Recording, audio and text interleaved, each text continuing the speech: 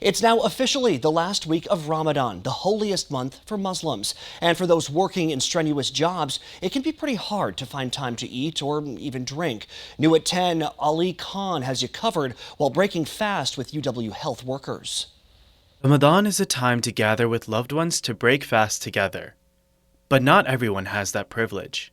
During Ramadan, at least the first few weeks of it, I was in the ICU doing night coverage, so it can be challenging. Iftar time is supposed to be family time, and people who are working here can feel a bit isolated and somewhat disconnected. Sometimes they just break their fast on the go.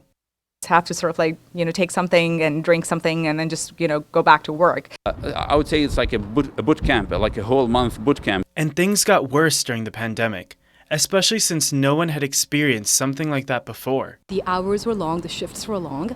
And on top of that, when I was fasting, doing like a 28-hour shift, it was very challenging, to say the least. And then there was also the uncertainty of what was going on. So there was a lot of mental stress as well. But people were still committed. No one complained or no one said, okay, I'm not going to do this. People were still working, and people had the same, mindset that this was the work that they were doing is important. Dr. Nazif worked with the DEI to put out a newsletter about new initiatives. I talked to them and said, what can we do to help support our staff during Ramadan when they're fasting and they're working as well. Now they get time to break their fast, a space to pray, and halal meals they can sign up for. Thankfully, it has been very well received, and we have tremendous support from leadership for that. Oh, they've done a wonderful job. UW do provide us with a lot of drinks, water, and dates to break our fast. So that's good.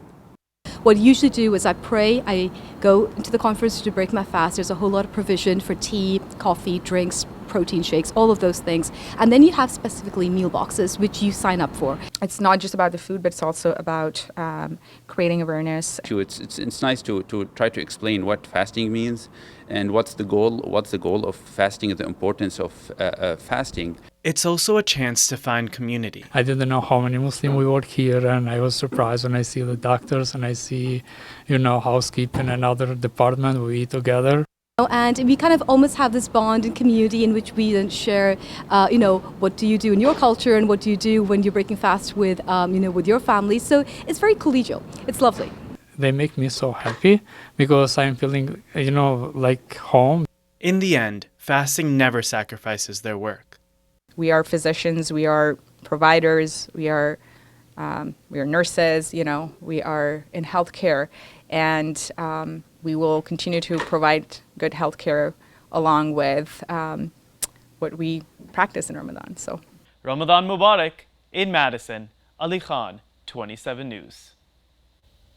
This week, Muslims across the world will celebrate Eid. It's a festival that marks the end of the holy month. Depending on the new moon's sighting, it's likely to fall this Friday.